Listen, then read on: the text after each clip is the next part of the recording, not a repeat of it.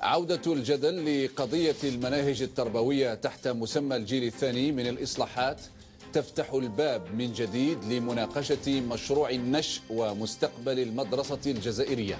فبين متحفظ من خطورة وزارة التربية تحت ذريعة إشراك خبراء أجانب في العملية وتوجيه وابل من التهم بمحاولات تغريب واضحة للمناهج التعليمية، يعلل آخرون فلسفة هذا التوجه الذي يقولون تم تضخيمه واستغلاله لدواع غير بيداغوجية بضرورات عصرية تفرض مواكبة التحولات وتحيين المعلومات لا سيما في الطور الابتدائي.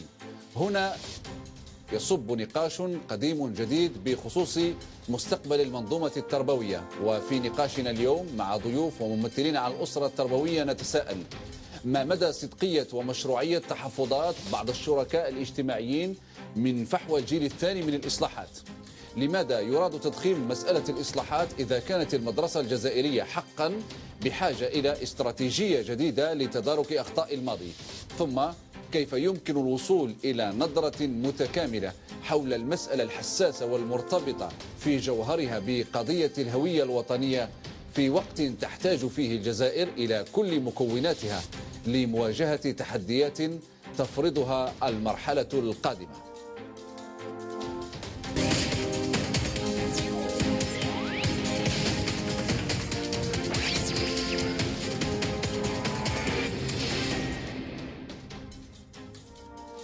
السلام عليكم ورحمة الله تعالى وبركاته. نحييكم مشاهدينا الأفاضل في هذه الحلقة الجديدة من قراءات.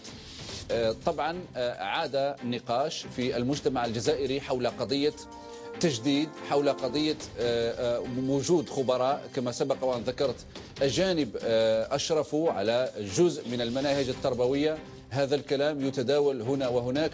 أيضا سنتحدث عن قضية المضامين بالنسبة لهذه المناهج التربوية.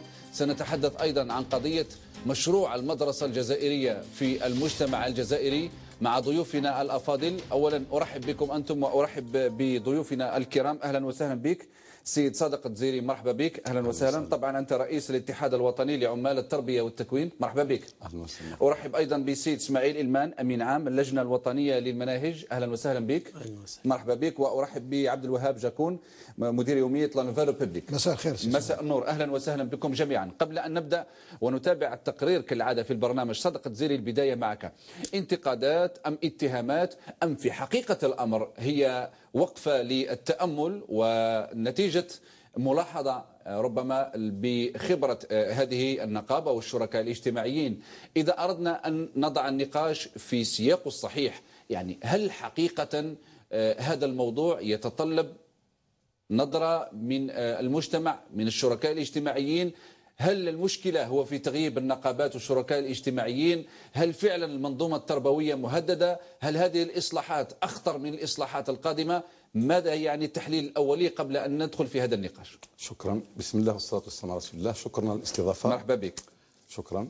بالنسبة لهذا الموضوع، هو موضوع حساس كما تفضلت، والقضية هي برمتها تعني المناهج الدراسية، والمناهج الدراسية هي روح المدرسة وهي التي تكون لنا أجيال الغد. نعم. بمعنى لابد أن نشرك في هذه المسألة كنقابة، على الأقل أن نكون على علم. الاختصاص نحترمه، لكن في المعالم الكبرى والتطلعات لابد أن نقف عندها. وبدأنا سويا في هذا الموضوع، حتى أكون موضوعي، بتقييم الإصلاح الذي تم منذ 2003 في ندوة وطنية التعليم الإلزامي، كان في جويليا 2014، والحوصلة التي توصلنا إليها كقطاع 400 ملاحظة. ثم اتفقنا على أن تكون هناك ندوة وطنية ثانية في جويليا 2015 لتقييم التعليم الثانوي. نعم. لكن بعد أن تمت في الولايات والندوات الولائية والجهوية، كنا ننتظر في ندوة وطنية. لهذا الغرض أقول للأسف أنها لم تتم، وحولت إلى ندوة لتقييم المدرسة ككل تحت هذا العنوان، وخرجت بمجموعة من توصيات نقول بوضوح لم نراها إلى اليوم، ما شفناهاش. احنا كموظفين قطاع تربية كشركاء اجتماعيين ما شفناش مجموعة من التوصيات. أول شيء اللي خرج بعد التوصيات وخلى يعني نوع من الريبة هو قضية الفتنة العامية، التدريس بالعامية، ووقع عليها نقاش كبير كادت أن تعصف بقطاع التربية لولا تدخل الوزير الأول من قسنطينة، ويعني كانت سحابة صيف توالت عليه الأحداث فيما بعد إلى أن بدأت الجرائد تكتب ونحن في غياب تام يعني عن ما يجري في قضية اللجنة الوطنية للمناهج. اللجنة الوطنية للمناهج يعني التقييم الذي تم، نحن لا نشكك في كفاءات أبناء الجزائر، أبناء المدرسة الجزائرية، لكن نريد أن يكون هذا العمل فيه نوع من الوضوح، فيه نوع من الشفافية، أن على الأقل نكون على علم المدركات التي تتم، لأن العناوين التي أعطيت لنا قضية المناهج وبناء هذا شيء تقني لا غبار عليه. نعم. الكل في ناس مختصين ليشرفوا على العملية. نعم. في قضية الأمر التقني وقضية البرامج وقضية الحجم الساعي أمر تقني. الشيء الذي الآن موجود في النقاش ويثير الريبة. نعم، هو قضية أنه البرامج السابقة في مضامينها تحتوي على أقل من 2% للكتاب والمؤلفين الجزائريين. خرجت يعني شعار جديد. نعم. للقائمين على هذه التغييرات في المناهج، هي ما يسمى بالجزائريتية. قال من 2% نطلعوها. أليس هذا شيء جميل؟ جميل جدا، لكن سأصل إلى الهدف الذي أريد يعني. من 2% إلى 80%. أولا بالنسبة للكتاب الجزائريين والمؤلفات لازم احنا كأبناء قطاع التربية القانون التوجيهي واضح بالنسبة للأهداف الكبرى له، الدستور واضح، أن نتعرف على الأقل على المؤلفين، نتعرف الجزائر مؤلفيها لهم مدارس فكرية من جهة. السؤال الذي أطرحه في النهاية جاءوا بتسمية اسمها الجيل الثاني، يعطونا خلفية هذه التسمية. نعم. وأنا عندي تصور فيما بعد أقوله عن الجيل الثاني. كلام منطقي ومعقول جدا، ما دام أنه يعني هذا الشيء يهم الجزائريين، يهم المدرسة الجزائرية. فيه نقاط منطقية ذكرها سي صادق الدزيري. يبدو أنه المجمل هو القضية هي قضية تحفظات على الطريقة. يعني اليوم فيه شركاء من القطاع التربوي، ما حقيقة يعني هذا الطرح بالنسبة يعني إشراك الجميع في هذه الإصلاحات. وبالأساس أيضا أنه وإن كان يعني هو مسألته أنه الجزائرياتية هذه أو إدخال أسماء جزائرية هذا شيء راح يشجعوا كل الجزائريين إلى غير ذلك، لأنه في كل دول العالم يمشوا في هذا الاتجاه، ولكن التحفظ في الأساس على الطريقة قال الأمور تم في وضوح، نتفادى الشك، نتفادى الريب، نتفادى يعني الأمور كلها هذه. تفضل سيدي. شكرا. بسم الله الرحمن الرحيم، والصلاة والسلام على أشرف المرسلين، وشكرا على الاستضافة. العفو، مرحبا بك. بالنسبة لعمل اللجنة الوطنية للمناهج، نعم، هي لجنة تقنية متكونة من بيداغوجيين، نعم، من جامعيين ورجال الميدان في التربية، مفتشين، أساتذة إلى آخره، وليست وليدة هذا الظرف، وإنما هي لجنة نصبت في 1998. وكانت اللجنة يعني العمل كان محضر منذ سنوات وما إلى ذلك. 1998 نعم. بالضبط في ماي 98. وكان يترأسها الأستاذ حجار وزير التعليم العالي حاليا. طيب. ثم بعد ذلك لما قبيل انطلاق عملية الإصلاح في 2003، نعم، بناء على تقرير اللجنة الوطنية لإصلاح المنظومة التربوية التي نصبها فخامة رئيس الجمهورية، لما خرجت التوصيات تبنت الحكومة 52 أعتقد 52 توصية خاصة بالتربية الوطنية. إذن نصبت هذه اللجنة الوطنية للمناهج الحالية، نعم، في نوفمبر 2002 على أن تعد العمل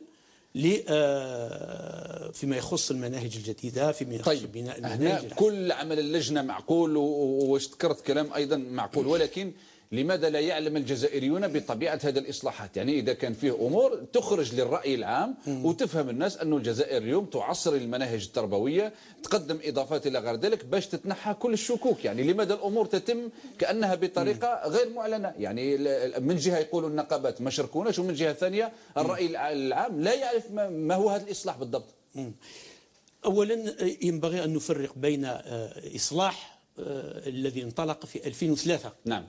بينما هذه العملية الحالية ليست إصلاحا كما يقول البعض عنها إصلاح الإصلاح، وإنما هو تحسين للإصلاح الذي انطلق في 2003. ما نقوم به هو عملية إصلاح ليس تغييرا جذريا، لأن المناهج التي وضعت نصبت في 2003 حتى الذين بنوا هذه المناهج أدركوا بعض الثغرات، بعض النقائص، وكانوا بمجرد ما انتهى تنصيب السنة الأخيرة اللي هي السنة الثالثة ثانوي في 2007 بدأوا في تفكير إعادة كتابة المناهج. ولهذا انطلقت منذ 2008 2009 انطلقت عملية إعادة كتابة المناهج. متفقين. وهذا اللي أصبح الآن يسمى بالجيل الثاني. ولماذا هذه التسمية؟ يعني لا أعتقد أن تسميتها بالجيل الثاني في خلفية ما، وإنما هي بالنسبة باش نفرقوها عن المناهج التي انطلق بها الإصلاح في 2003. ربما حاب يرد عليك في نقطة ونعطي الكلمة جاكم باختصار باش نعطي الكلمة جاكم. باختصار بالنسبة لي في نقطتين، بالنسبة للمحتويات مضامين فيما يخص الجزائرية، هذا يبني في شخصية الطفل الجزائري الوطنية ويبني فيه الشطر الوطني. لكن لا ننسى أنه في إطار القانون التوجيهي المادة الثانية كاين هناك أبعاد أخرى في شخصية الطفل لابد أن تبنى. كاين البعد الأمازيغي، كاين البعد المغاربي، البعد الإفريقي، البعد العربي، البعد الإسلامي، البعد العالمي الإنساني. معنى ذلك أنه لما نروح ل 80%، لذلك أنا استغربت يعني لما يكون 80% كثير، لازم هذه المضامين تكون عندها أبعاد اللي تساهم في شخصية الفرد الجزائري الذي نريد أن تبنيه المدرسة ويواجه العالم، يكون إيجابي لوطنه، مدرك، محلل، مفكر إلى آخره اللي يبني. هل الشريك الاجتماعي مع أو ضد إدخال أسماء أو كتاب جزائريين إلى هذه المناهج؟ بوضوح. بالعكس نحن مع، لكن لابد أن نعرف من هؤلاء، لأنه الآن حتى بالنسبة للكتاب وتأثيرات لابد أن يكون متوافق مع المادة الثانية في القانون التوجيهي. وحتى الكتاب عندنا كل واحد لما عنده المدرسة الفكرية نتاعو بالنسبة للكتابات والمدارك نتاع كل مستوى إلى آخره. هذه من جهة. من جهة ثانية فيما يخص الجيل الثاني، أنا بالنسبة إلي أنه بهذا التسمية يعني أتمنى أن أكون مخطئا. بهذه التسمية ضربنا شيئا مهما في الصميم، وهو مبدأ التراكمية. التراكمية بمعنى وكأننا نسينا منذ الاستقلال إلى غاية 2003 باللي ما كانش مدرسة. بدأ الإصلاح وبدأت المدرسة الجزائرية من 2003. الآن المناهج تعدل ويصبح الجيل الثاني. جيد. هذا التراكمية وكأننا نريد أن نقول قد بدأنا من الصفر. وهذا هو نهار نتكلم على الإصلاح. باختصار نعطي الكلمة الآن لعبد ملخص. نعم. وكاين القرار، اسمح لي، كاين القرار المادة الثانية اللي بنى بها القرار نتاع اللي دار بوضوح. المادة الثانية وهو تمضى في 11 جوان 2015 يقول أنه هذه المناهج تلغي المناهج السابقة.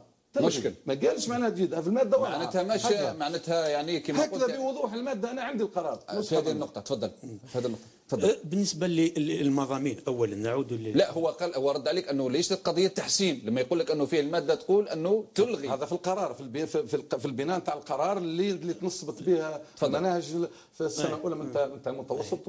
اي طبعا، لان حتى يتم تنصيب مناهج جديده نسميوها الجيل الثاني ولا ما نسميوهاش ما فيهاش يعني مشكل. نعم.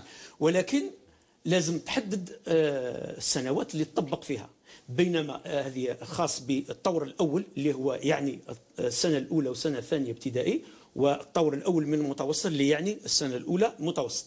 إذن ينبغي أن تبين للمعلم أن معلم السنة الثالثة ومعلم السنة الرابعة ومعلم السنة الخامسة يبقى في المناهج سارية المفعول الآن، بينما اللي معني بتطبيق هذه المناهج هو جيد. معلم السنة الأولى والسنة الثانية. سي عبد الوهاب جاكون، وفق ما ذكره ممثل وزارة التربية، وفق ما ذكره ممثل الشريك الاجتماعي، في سابقا في الجزائر كان موجود هذا النقاش في المجتمع الجزائري كم من مرة يظهر ثم يعني يختفي، أنه هل هي قضية أريدك أن يعني تشرح هل نحن نتعرض إلى نقاش سابق فيما نقولوا بجيل ثاني أيضا لا جيل ثالث؟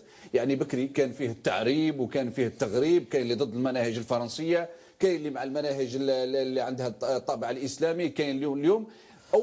أولا هل نعتبر هذا النقاش مرحلة جديدة بالنسبة لقضية التربية الوطنية في الجزائر؟ بمعنى بدل أن نتحدث عن أمور جانبية وكذا، مليح اليوم رانا نتكلموا على أمور اللي تهم المضمون. يعني في آخر المطاف قال نجحنا رانا نتكلموا في أمور تاع المضمون ونقاش جزائري من نقابات ومن ممثلين في قضية المضمون.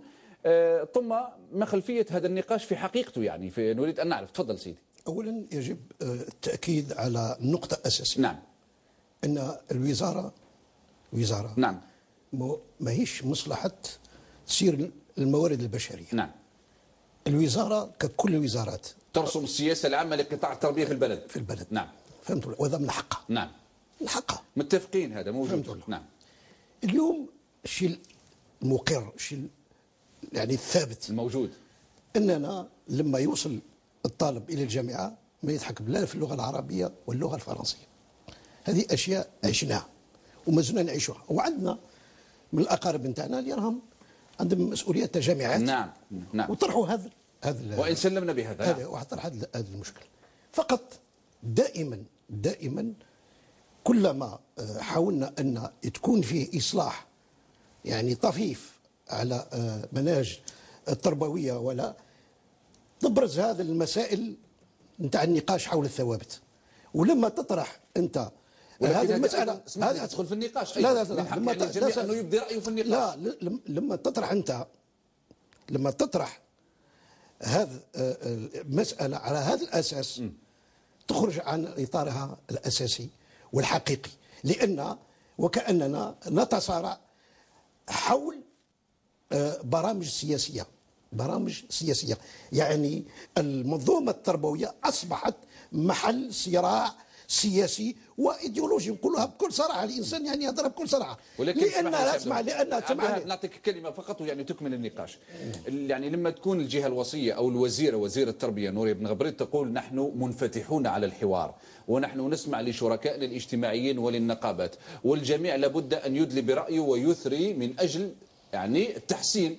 هما لازم يمدوا رأيهم ولم يمدوا إضافات إلى غير ذلك. نحن لسنا في مرحلة أنه تسطر البرامج وتسطر السياسات وننفذها. يا أستاذ، نعم. عندك طار والطار وصل إلى العالمية. لذلك هذه الكتابات نتاعهم مترجمة إلى أكثر 18 لغة. نعم. كيفاش هذا؟ وهذا هذه ما فيش اعتراض. هو يقول سامحني لا سامحني لا ولا نبقى مع أمر القيس، نبقى مع أمر القيس ولا مانيش أنا ضد أمر القيس، ولكن أمر القيس عهد، وإحنا اليوم عندنا المجتمع الجزائري تطور بداعي مراعاة التحيين. ردك.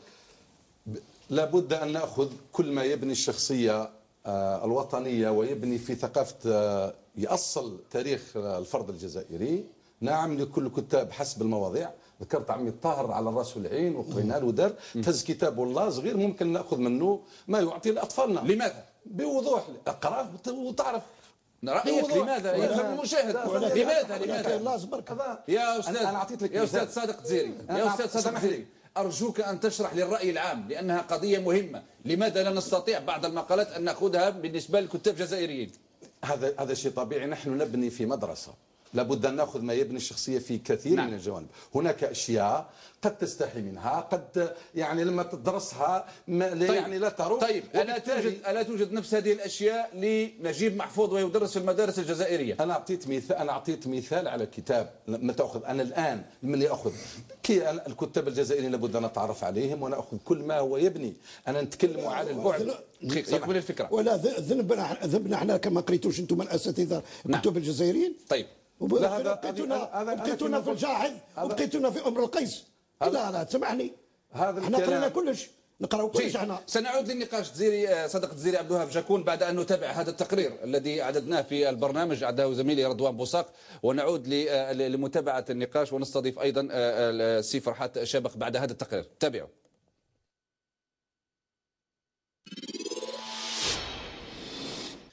التربية مرة أخرى ليس بواقع الإضرابات والاضطرابات ومصير البكالوريا والسنة الدراسية الجارية ولا المطالب الاجتماعية. الحديث عن إصلاح المناهج التربوية.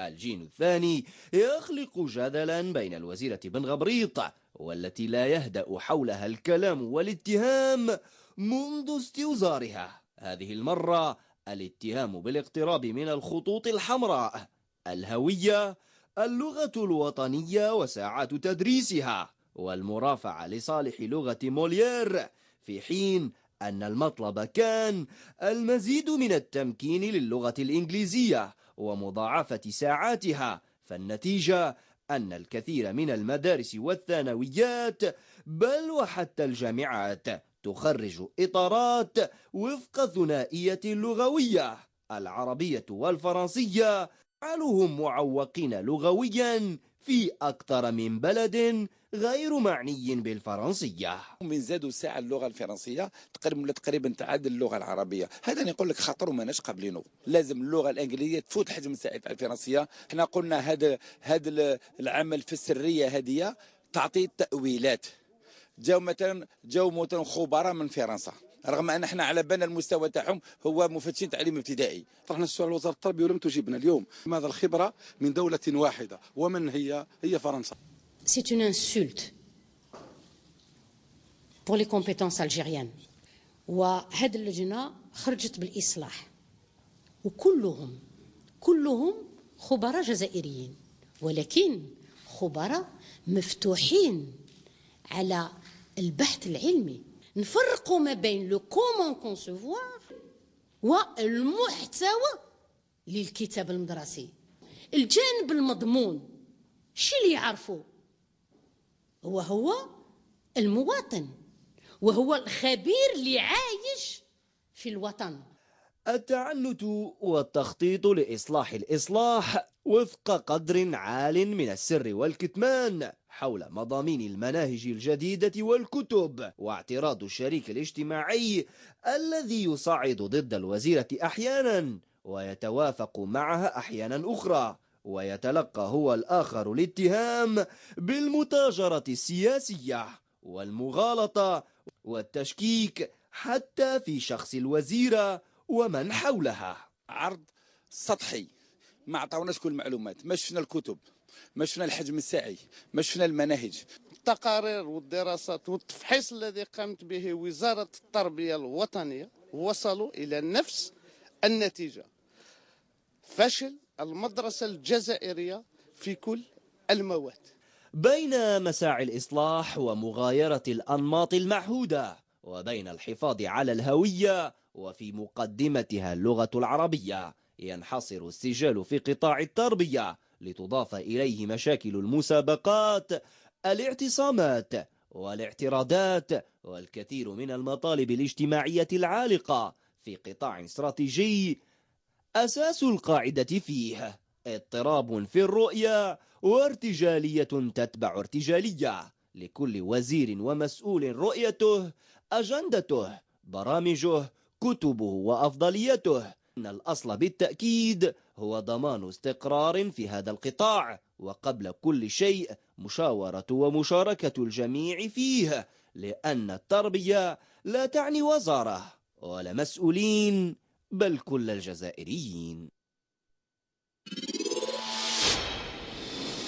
مجددا مشاهدينا الأفاضل، أهلا وسهلا بكم في هذه الحلقة، ونرحب أيضا التحق بنا فرحات شبخ أمين عام الاتحادية الوطنية لعمال التربية. أهلا وسهلا بك. شكرا. الكلمة ليك مباشرة. أبدأ الجميع يعني التفاعل بالنسبة للقضية. هل القضية باش ما نرجعوش للخلف في النقاش مرتبطة بقضية التحفظ كما ذكرت في التصريح، لم نرى لم نسمع ما الذي أعد، أم بقضية المضامين، أم بقضية جانب أيديولوجي معين؟ لأنه في البعد أنا أعتقد أنه الأمر مرتبط بجوانب في الهوية، يعني ما نقدرش نشرح هذه الجوانب ولكن أعتقد أنه الأمر في جانب منه عنده ارتكاز بالنسبة لقضية الهوية وبقضية مدى القبول من طرف ومدى القبول من طرف آخر ومرتبطة بالرفض. تفضل سيدي باختصار. اولا انا ممكن الشكر يرجع الى وسائل الاعلام في الحقيقه، لانهم الذين اثاروا هذا المشكل تاع فيما يخص المناهج، وخاصه مع قدوم مستشارين فرنسيين الى اخره. اظن فجر عليهم. لماذا؟ لان ممكن وزاره التربيه الوطنيه حقيقه في البدايه اظن لم تاخذ الامور بجد مع وخاصه مع الشركاء الاجتماعيين وحتى مع المجتمع. ولكن بعد صدور تقريبا نسموها تقريبا ضجه اعلاميه وتدخل كذلك الشركاء الاجتماعيين، اظن وزاره التربيه بدات تتفاعل في الحقيقه. من اي جانب؟ من اي جانب؟ فيما يخص الاعلام، اولا احنا التخوفات اللي كانت عندنا، وهي اولا كنا نشوفوا بان اللغه العربيه راح ينقص الحجم الساعي، شوفوا الفرنسيه راح تزيد الى اخره، شفنا بعض الامور المناهج تتغير كذا كذا. ولكن انا نظن في المده الاخيره بعد تدخل كل الفاعلين وخاصة اللجنة الوطنية للمناهج اللي أنا هضرتها من قبل ونعاود نكملها، نعرفها فهم كلهم جزائريين ونعرفهم من قبل منذ زمان إطارات. الشيء اللي كنا نعيبوا على الوزارة ونعيبوا عليه الآن، وهو أن ما عطاتش الإعلام اللازم أولا للشركاء وممكن حتى للمجتمع، لان ممكن قضيه المناهج والبرامج هي ليست مشكل ممكن التلاميذ شخص ولا او وزيره شخص ولا بل او هي شركاء، يعني وانما كمجتمع ككل. العائلات الجزائريه والاسر الجزائريه. وزياده على ذلك اظن في اللقاء الاخير لمعالي وزاره التربيه الوطنيه التي اشرفت على مدراء التربيه، ان الحق صرحت، وانا قلتها في قناه اخرى وزيد نقولها اليوم، عندما وزير الجمهوريه الجزائريه يصرح بكلام فانا نظن انا نمنو، لازم نمنو، والا معناها نبدل البلاد ونروح. انسان مسؤول يعني. معناها مسؤول ومن كما يقولوا كلام رسمي. اولا قال لك اللغه العربيه ما تمش، هذا يتاكد، هذا الشيء ممتاز بالنسبه لنا، لان مهما يكون لو نفرضوا يكون العكس هذا معناه رانا خرقنا الدستور، هذا الشيء فرحنا. شيء اخر كذلك الحجم الساعي راه موجود. احنا في البدايه عندنا معلومات للاسف، لان ما عندناش معلومات من مصادر رسميه، خديناها من الجرايد، ما نقولش من الشارع، انا نقول من الجرايد. الجرايد من حقهم يديروا تساؤل. لو وزاره التربيه ممكن احنا كشركاء باعتبار في بعض الاحيان يقول لك انتم شركاء ماشي شرط تعرفوا كل شيء، انا ما قلتش لا كوجيسيون انا ما نسيرش، ولكن شكون اللي راح يطبق هذه الاصلاحات؟ هو المعلم والاستاذ اللي انا نمثله، معناها راني معني بالدرجه الاولى. كنت نتمنى المعلومات ناخذها من قبل ما تخرج ممكن الوسائل الاعلام وتخرج حتى اسمح لي سي شابخ، ولكن انا نطرح لك سؤال ربما فيه الان من يتابع يقول لك يعني ولا واحد عنده مشكل مع اللغه العربيه والفرنسيه والامازيغيه والانجليزيه، ولكن يقول لك اليوم اذا كان فيه تطوير وادخال اللغه الانجليزيه او ادخال لغه اخرى، او كما قال عبد الوهاب يعني فيه انه رصيد ثقافي جزائري ادخال هذا الرصيد، ما فيهش مشكل. يعني الجزائري يقول لك انا درس بالعربيه ومن بعد يعني وين وصلت؟ ما هو واش مدت يعني ما هو وين وصل؟ مهما يكون هذا يعني الطرح موجود نطرحه لك. خاصة اللغة العربية راهي واضحة، قصرنا فيها معناها ما كاش. الآن بقات لغة العلوم، احنا دائما كنا نطرحوا قلنا صح عندنا هذا الإرث تاع الاستعمار الفرنسي والفرنسية وكل مستعمر يتكلم الفرنسية وما نقولش نهربوا منه. احنا قلنا في المستقبل الآن أنا واحد من الناس يقول لك من المستحيلات السبع إدخال الإنجليزية في الابتدائي. مستحيل. لماذا؟ لأن لا توجد الإطارات الكافية واللازمة باش تمشيها. أنا نقول الإنجليزية يجب تبدأ كما يقولوا بالتدريج. ولماذا؟ لأن لاحظنا أن أبنائنا نهار يروحوا للجامعة يلقاو صعوبات فيما يخص الإنجليزية. يعني نقص في العربية ونقص في الفرنسية ونقص في الإنجليزية، يعني في الجامعات لا مشكل كبير يعني. كمل الموضوع. نعم. فيما يخص إذا نقول فيما يخص الآن الفرنسية ولا كان قبل عندنا هذاك الشكوك تاع الفرنسيين على أساس جاوا يطبقوا المناهج. أنا نظن مع الزملاء مدراء التربية ما فيش يتكلم. ما الذي طمأنكم؟ لماذا طمأنتم؟ يعني كنتوا خايفين؟ لأن اولا تكلمنا خاطر قبل ما خديناش بجد، ولكن تكلمنا مع الزملاء كانوا حاضرين، قال لك هي الطرق الى اخره ماشي المناهج، هذه وحده. ثانيا نزيدوا كذلك صريح وزير التربيه الوطنيه وحتى رئيس اللجنه الوطنيه، انا من حقي نمن، ولكن راني نتابع في حاله ما يكون اي شيء راني نحمل المسؤوليه، معناها راني يكذبوا ماشي علينا فقط وانما راني يكذبوا على الشعب، وهذا اخطر بكثير من ممكن تمسخروا ممكن بالشركاء ولا التلاميذ والاولياء. نجيك تفضل سيدي صدق. بالنسبه لقضيه الانفتاح، لازم القضيه نتاع المدرسه هي قضيه مجتمع، كل وين يفتح الاصلاح مليح يفتح نقاش. نعم. احنا الان عندنا 52 سنه استقلال، ما زلنا نتكلموا على انه العربيه هي اللي تكون الاولى ولا ندرسوا بها ولا امور. احنا مع اننا نرفع المستوى الى اننا نبني مناهج بعلميه من اجل مدرسه قويه منفتحة على لغات العالم من أجل كسب التكنولوجيا بدون شحنة إيديولوجية من جميع الأطراف. وهذا باش يتطلب مثلا السؤال اللي مطروح، أين هي مكانة يعني اللغة العالمية الأولى في العلوم اللي هي الإنجليزية منذ الاستقلال إلى اليوم. احنا عندنا الإنجليزية جربناها في 91 في إطار التقييم اللي تم في المدرسة في الصائفة الماضية كان المفروض نسلط الضوء أكثر على التجربة اللي أعطينا للأولياء، والسيد يتكلم كأولياء حرية الاختيار بين اللغة الأولى إنجليزية وفرنسية، وللأسف أجهضت هذه التجربة عن قصد.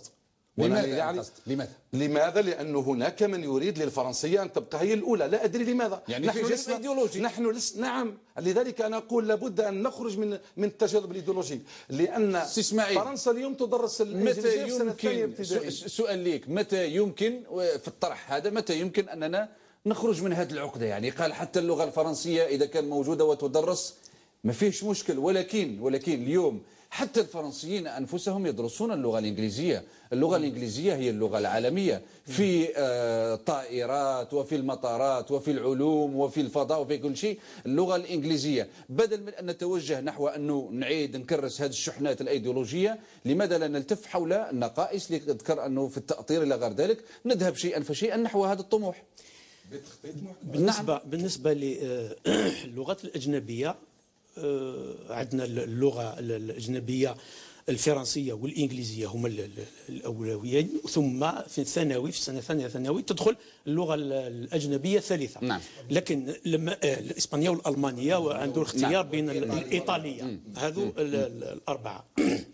بالنسبة للغة الفرنسية لم يتغير في تدريسها لا في مواقيتها ولا في مضامينها ولا في مكانتها. اللغة الفرنسية تدرس كلغة أجنبية. طبعا صحيح هي تدخل في الابتدائي في السنة الثالثة، وكانت في بداية الإصلاح من السنة الثانية، كانت من السنة الثانية. لما المجموعات بناو المناهج على أساس السنة الثانية، مضطرين باش نعاودوا كل المناهج على أنها باش تدخل في السنة الثالثة. هذا عمل إضافي، ولكن هذا لا يؤثر. بالنسبة لي كي تقول لي مثلا الإنجليزية هي لغة العلم، اللغة هي وسيلة درس بها العلوم. احنا درسنا الرياضيات ودرسنا العلوم ودرسنا الفيزياء بالعربية، ولكن ما شكيناش بأن رانا نعاني من فهم الرياضيات إلى آخره.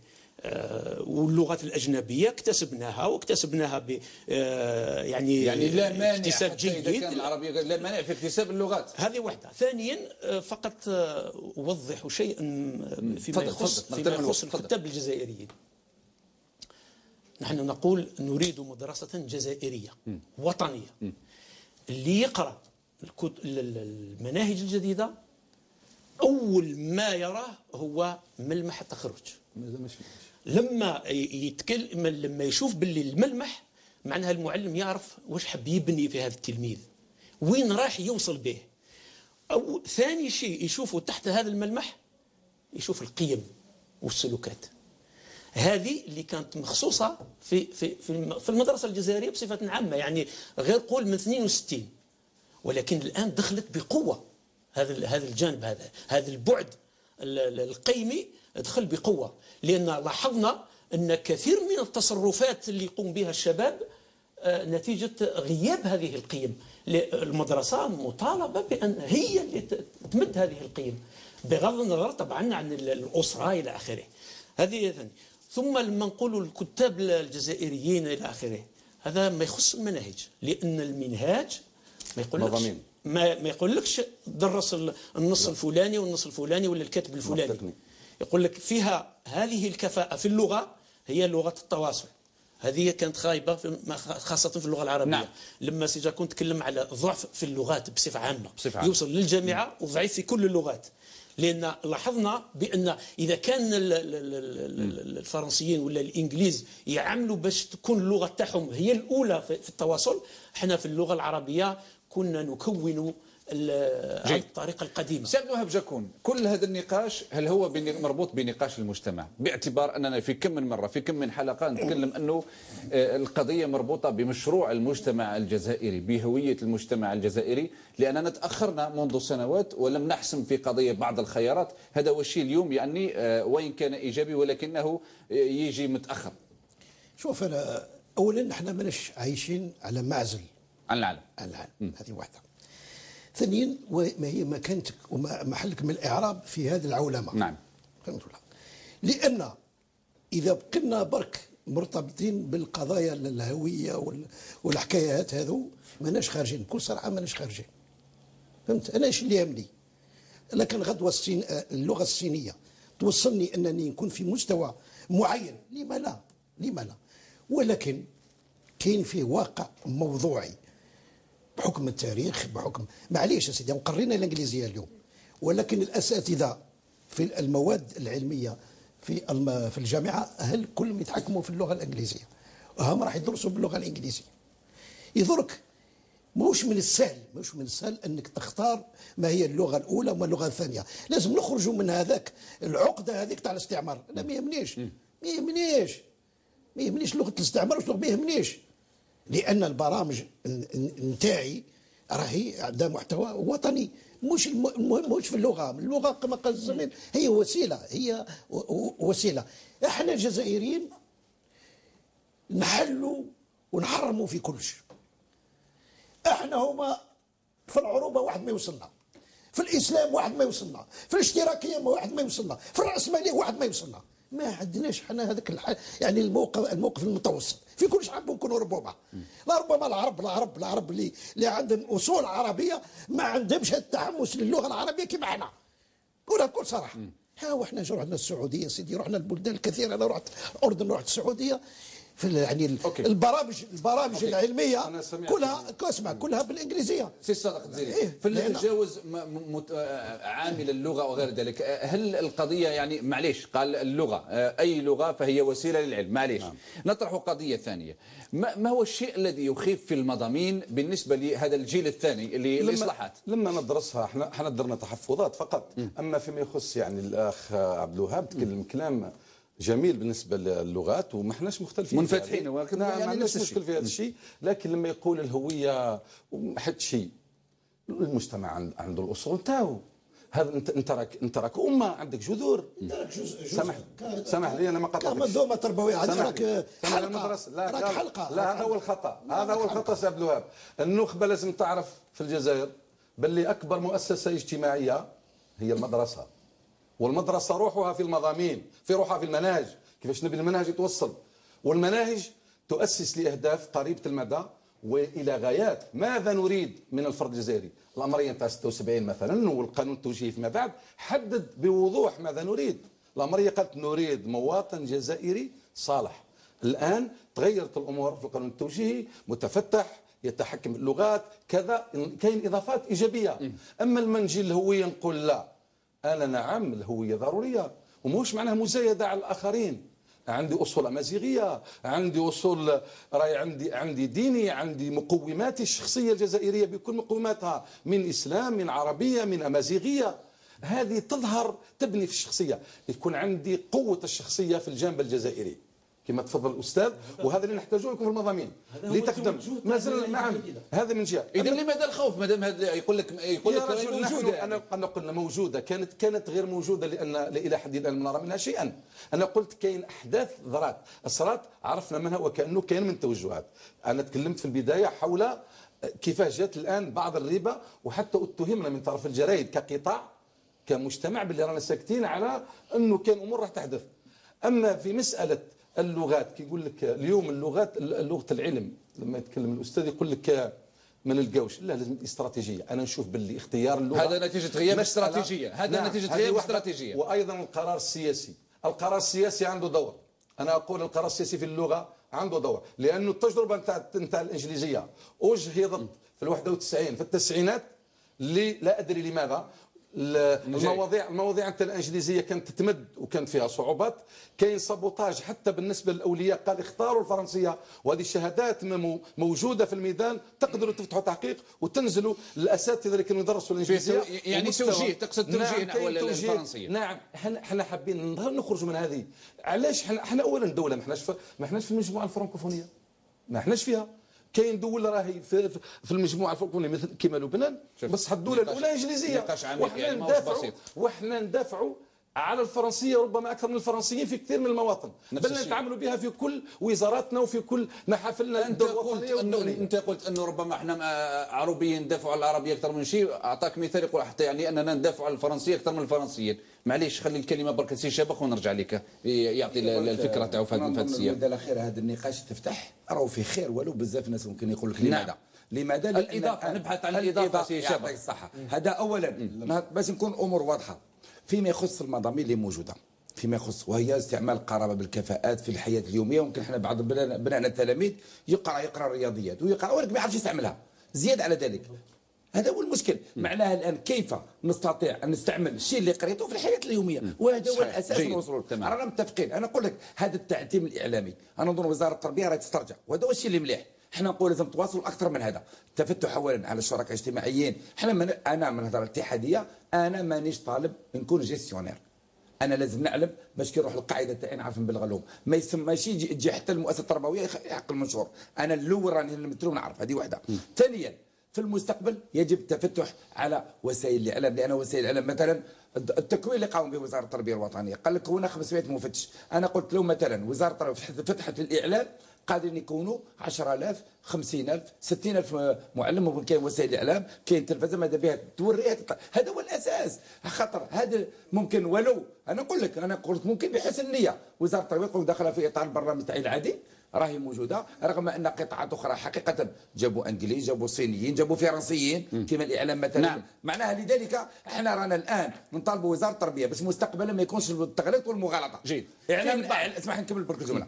اعلامنا احنا كشركاء باش نقدروا نواكبوا ونمشيوا بالعكس. اذا وزاره التربيه راهي قادره تبلغ بالعمر احنا قادرين نبلغوها. فيه انا سمعت وزيره التربيه قالت انه يعني ربما التغيير والتطوير يمس بشكل كبير السنه الاولى ابتدائي والسنه الثانيه هكذا ولا لا؟ ولكن باقي تدريس 100%. سمعتها قالت انه 100% باللغه العربيه. ما فيهاش هذه الثوابت. تغيرش ما تغيرش. كونوا واثقين باللي حتى واحد حتى ثابت من هذه الثوابت يتمس في المناهج الجديده. اولا. ثانيا لما نتكلم على المضامين لازم ننتظروا الكتاب المدرسي، لان المنهاج ما يتكلمش على المضامين. بالنسبه لسي شابخ يعني كان منطقي بالنسبه للتكوين. فقط عندنا هنايا مخطط تاع تكوين، ولكن احنا ما نقدروش نكونوا 85,000 استاذ اللي راح يدرس السنه الاولى والسنه الثانيه والسنه الاولى متوسط. اذا فيه مخطط اننا نكونوا مكونين في كل ولايه، بحيث في كل ولايه يكون فيها 10 مكونين يديروا التبليغ، يعني يضاعفوا التكوين. هذو ال10 لما نكونوهم احنا في 3 دورات، رانا في عام عكس ما يقول البعض كان كل متسرع وكذا وكذا. نعم. عندنا عام بدينا هنايا في 5 افريل 2015 واخر دوره كانت اليوم الخميس الماضي. هذو 500 مفتش اللي هما على مستوى الوطن هما اللي يتكفلوا بتكوين الاساتذه والمفتشين الاخرين اللي ما حضروش. هذه فقط بالنسبه لنقطه التكوين. تفضل. ماذا نخسر سيدي، ماذا نخسر لو اننا نتريث الى، وحنا هذا الشيء اللي طلبناه كنقابات وقلنا باللي الى غايه 2017 2018 ونعيد التكوين الجيد، نطلع كما ينبغي على المناهج، نفتح نقاش في هذا الموضوع، نطلع على الكتب تطبع بهدوء ونهيئ انفسنا جيدا باش ما يصرالناش مثل ما صرالنا في 2003. لقينا كتب الان راهي بالالاف الاخطاء فيها سواء في العربيه نعم. والله حتى العلميه وحتى في اطار الصور يعني الماخوذه حتى في الكتب، يعني التسرع هذا. ونعد الاستاذ الكفء اللي راح يطبق المناهج، نعد المفتش الكفء اللي راح يطبق هذه المناهج، نعد الاطار الكفء في المؤسسه اللي يتفاعل مع المناهج. انا تكلمت مع بعض المفتشين فيه مصطلحات جد صعبه حتى في الماخوذه حتى للفهم في المناهج الجديده فيما يخص المصطلحات الماخوذه. نعم. لا بالنسبه لهذا باش نقولوا فيه تسرع، ما فيش تسرع، لان اول حاجه حطيناها بين عينينا اننا نتفاداو الاخطاء تاع الماضي 2003. من الخطا الاول هو اننا وضعنا مناهج جديده للتطبيق بدون تكوين. هي واحده. ربما كان الأستاذ يشوف الكتاب ويشوف المنهاج مع التلميذ في نفس اليوم، في سبتمبر. هو راه يبدا في سبتمبر والاستاذ مازال ما دارش لا لا لا لا, لا هذا عندنا ومازال ما شافش الكتاب عندنا عام راهي نفسها. لا القضيه قلنا ماشي في الكتاب. بعد سنه نبداو نطبقوا. القضيه ماشي في الكتاب، القضيه كي نكون هذاك الاستاذ، كون المفتش اللي يكونه، خاطر المفتش من دوره الاساسي هو تكوين، هذا عنده عام وهو يتكون عليها. معناها ما فيهاش قضيه المفاجاه. اللهم اذا كان تقول لي مثلا ان النقابه ما عرفتش بهذا الامر، بالنسبه لنا احنا ماشي تغيير جذري باش نطرحوه للنقاش الى اخره، انما عمليه تحسين، وهذا يصرف في كل المنظومات العالميه. يعني المنهاج عمره ألا يعقل أن يكون يبقى أكثر من 5 سنين متفقين؟ معليش، ألا يعقل أن يكون هذا التحسين فيه البصمة تاع الجميع يعني ومعلن؟ لا يمكن أن نصل إلى فيها نقول لك علاش فيها لأن هذا الناس اللي حضروا هذه المناهج هما مفتشين وأساتذة وجامعيين. الجامعي الجانب النظري إطار جزائري لا بأس به، إطارات جزائرية 100%، وكلهم منتوج المدرسة الجزائرية. ما كان حتى واحد اللي يقرأ في أوروبا ويجي يجيب لنا أفكار ولا كذا. وهذه قضية الخبراء هذه مفتعلة، يعني ما كانش خبراء يعني بطريقة دنيئة جدا، لأن هذو عمرنا ما تلاقينا بهم، احنا المناهج إذا كان هما جاوا في ديسمبر، احنا المناهج كانت واجدة في 2011. جيد، تفضل. الكلمة وصلت الفكرة تاعك تماما. سيولي تفضل. أنا من أجل نقاش هادئ نعم حول هذه المسائل هذه، وعرفنا لما جاءت هذه الوزيرة كلما بدات ولا بادرت بأشياء الحملة تبدأ في بعض الجرائد دائما وكأنها مستهدفة. وهذه الأمور طلب الهدوء، طلب الاستقرار. ما نقدروش نديروا إصلاح إذا كنا في وضع نتاع صراع نتاع توتر، ما نقدروش. هذه نخرج، هذه كل واحد يعرف دوره، كل واحد يعرف وزنه. الصحافي يعرف دوره، فهمتوا؟ والوزاره عندها الدور نتاعها، والنقابه عندها الدور نتاعها. بكل صراحه لازم كل واحد يعرف الدور نتاعه. لما نعرف هذه الاشياء هذه الامور تجي سهله.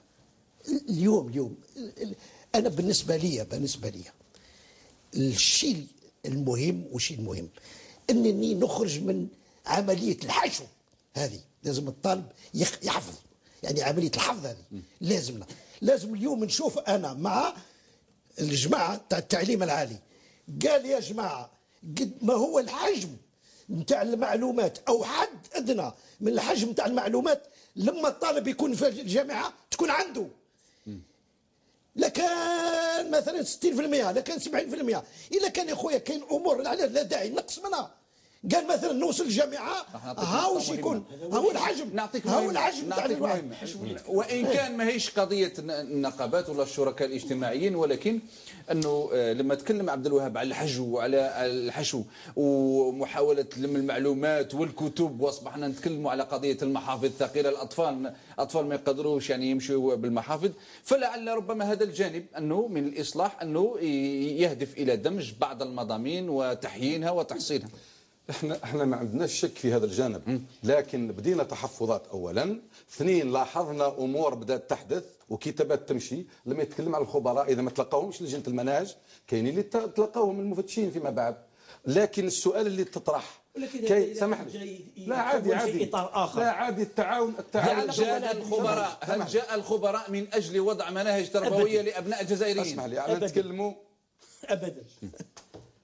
الشيء اللي قريناه في الجرائد كما تفضل سي فرحات، والشيء اللي تابعناه مادام احنا ما كناش على علم، خلانا نتسائلوا. لانه ما ياتي من وراء البحر من فرنسا عندنا حساسيه كمجتمع. نعم. هذا موجود طبيعي. ولما تقرا وتشوف الانفتاح على المدارس العالميه الناجحه مثل فنلندا، مثل المانيا، انجلترا، نطلع على المدارس اللي ناجحه ونجيب الخبرات. مقبول نجيب الخبرات في كل هذه الامور، بما فيها بناء المناهج، بما فيها طرق التدريس، بما فيها كاين امور اللي لابد ان نعطيها حقها كما ينبغي لاطفالنا باش يتمتعوا بهذا التمدرس، ونبني فيهم العلميه الحقيقيه بالشيء اللي موجود، انه يعرف يفكر ويعرف يحلل ويلحق المستوى انه يبدع ولما لا يعني يبدع. من خلال النقاش في البرنامج أنا فهمت أنه حول الهدف الجميع متفق، يعني قضية أنه تنمية القدرات الفكرية والذهنية للطفل والتوجه نحو التحليل وعدم الاعتماد على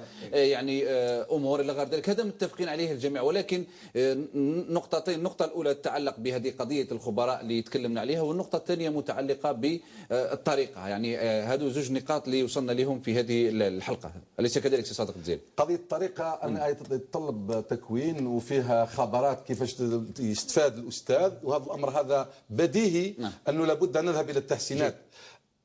أما بالنسبة للمضامين فشيء ضروري أن يبنى بهدوء وفق الأهداف المسطرة حتى لا نقع في الأخطاء. أما الكتب تحضيرها، بناء المناهج، الأمور التقنية هذه نبنيها بهدوء ونحضر الأستاذ. السنة درنا الفرنسية في السنة الثانية ابتدائي في 2003، لما رحنا نطبقوا لقينا أكثر من 10,000 ولا أكثر من الأستاذ ما كانش، ولينا زحزحناها بعد ما نصبنا وقرار موجود، زحزحناها للسنة الثالثة. لماذا؟ احنا هذا هو التسرع اللي خايفين منه. متى يمكن لكن السؤال اللي مطروح، اللجنة اللي بنات من 2003، هل يمكن سيدي، هو مليح التقويم، لازم التقييم يكون من ناس اخرين، نفس اللجنة تقيم نفسها. الان راهو كاين اقرار باللي كاين اصلاح فاشل في، يعني فيه فشل. وهنا شكرا سي صادق فيما يخص المناهج في الاخطاء الى اخره. السؤال الاخير، اسمح لي سي اسماعيل، يعني هنا ربما كلامه يتقاطع مع الكثير من الجزائريين، يقول لك يعني الاصلاح ثم المرحله الثانيه من الاصلاح والمرحله الثالثه للاصلاح. متى يمكن ان نرى مناهج يعني قادره على الملائمه؟ انا جاي قادره اجتماعيه كبيره، معليش لا مش في الجانب الاجتماعي، الجانب التربوي والبيداغوجي، يعني ربما طالت العمليه وهذا يخلق القضيه في كل المنظومات العالميه، كل البرامج الدراسيه متطوره يوم بعد يوم. نعم. يعني الخبراء واش يقول لك، الخبراء عالميين، ما نقولش هذو الخبراء اللي نعم. عمر المنهاج ما بين 3 و5 سنوات.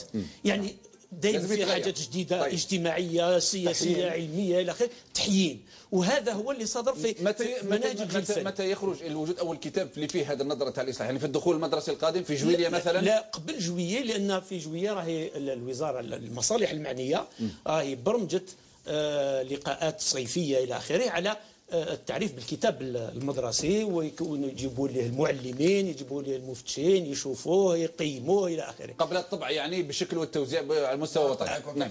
طيب تفضل. بالنسبه للمساله حبيت نختم، اذا كان عندك تعليق ونختم ايضا تفضل. هي نظن دقيقتين. لان لو نشوفوا العمليه ككل هنا رانا نشوفوا الشكوك كلها وقت تزول، ها يكون الشفافيه. لذلك اظن وزاره التربيه الان تهدف طريقه مليحه اللي ممكن راح تنقص الشكوك ونقص الاعلام.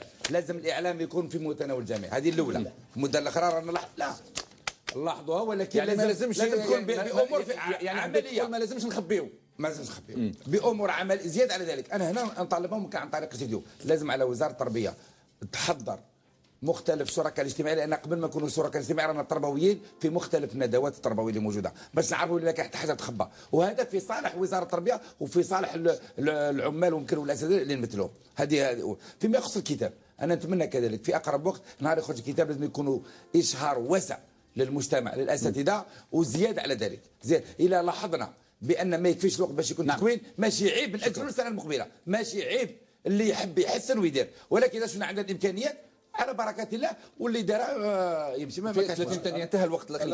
باختصار بالنسبه للسيده الوزيره اللي تكلم عليها السي عبد الوهاب، احنا كنقابه نتكلم على الامباف، احنا على الرغم ما قيل سواء في شخصها، سواء عن ايديولوجيتها، سواء عن اللغه اللي تتكلم بها، سواء كذا الشخصي نعم. لا نتكلم احنا كنقابه يهمنا الكفاءه، ومشينا بعيد في هذا الامر، لحقنا الى نبحث على استقرار القطاع، ومضينا الى اخلاقيات المهنه، نريد استقرار قطاع التربيه، لكن هذا لا يعني، سامح لي، نريد ايضا الشفافيه في هذه الامور، ونبتعد عن كل ما يجيب الريبه وكل الممارسات اللي ممكن تخلينا اننا نضرب بعض الثوابت كاللغه العربيه في الصميم، والله الابعاد اللي يبنيها في الشخصيه الوطنيه لازم تنحيوها من التفكير تاعكم باللي حتى واحد ما يمس الثوابت. سامح لي لحظه، هي الان حتى في الوظائف نتكلموا بلغه الصراحه، الان حتى في لغه الصراحه في الوضوح، انه بالنسبه اللي يتقلدوا المناصب لازم الشرط الاول انه لازم يعرف مليح الفرنسيه، ما يعرف مليح اللغه الفرنسيه، هذا راه بدات تمشي المجتمع. لازم نرفعوا،